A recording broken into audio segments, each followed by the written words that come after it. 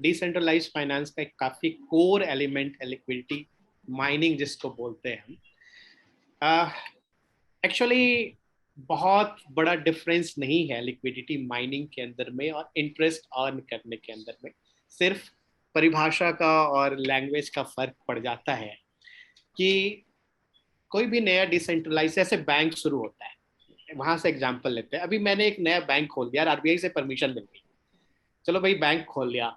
But अब bank खोल लिया तो लोगों को जब तक मैं ब्याज ज्यादा नहीं दूंगा तो मेरे बैंक में कौन पैसा डालेगा? सिंपल सी बात है कि तो मुझे क्या है, मार्केट में अगर 6% का इंटरेस्ट चल रहा है तो मैं जो है कहूंगा अच्छा मैं 9% दूंगा।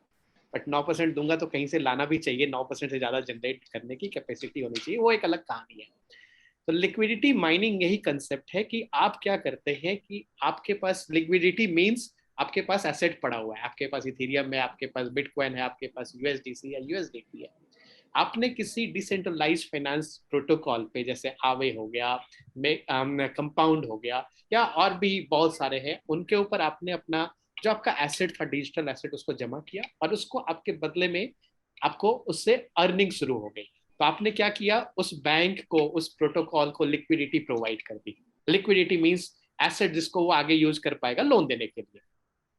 तो जब आपने लिक्विडिटी प्रोवाइड कर दी तो उसके बदले आपको जो यील्ड मिला, इंटरेस्ट मिला, तो वहां पे यील्ड बोलते हैं, इंटरेस्ट समझ लीजिए।